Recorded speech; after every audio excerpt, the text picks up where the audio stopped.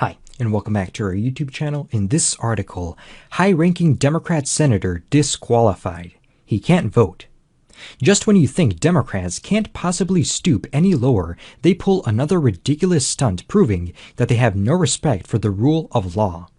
A high-ranking Democrat senator was just disqualified after he voted in a state that he does not live in.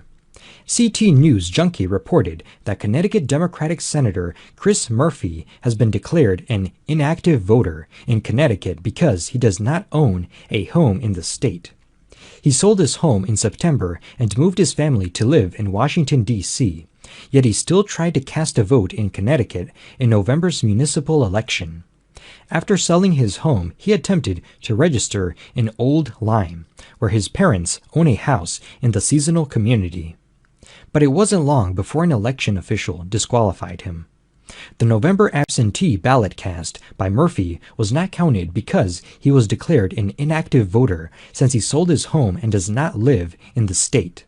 Kathy Carter, the Republican registrar of voters in Old Lyme, said Monday they sent Murphy a notice asking him to confirm his voter application after he registered to vote in September. But the notice was returned by the U.S. Postal Service and there was no forwarding phone number or contact information on the card. Murphy is reportedly seeking to purchase a new home in the Hartford area and will register to vote there.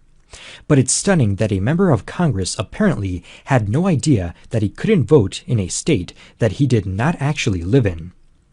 While speaking to CT News Junkie, he tried to play the victim and acted as if what he did was no big deal. "It's discouraging my vote didn't end up counting," Murphy said. "I've learned a lot about active and inactive voters." Nancy Wyman, chairwoman of the Democrat Party, defended Murphy. "The senator has a young, growing family, and they are moving to be closer to family here in Connecticut," she said. At the same time, he has been working nonstop on vital issues in Washington. Sometimes things fall through the cracks, and I am sure he will straighten this out. Here's the main takeaway. Murphy isn't living in Connecticut and does not own a home in the state. So why should he be voting in the state? Murphy represents Connecticut in the U.S. Senate, but does he pay any taxes in the state?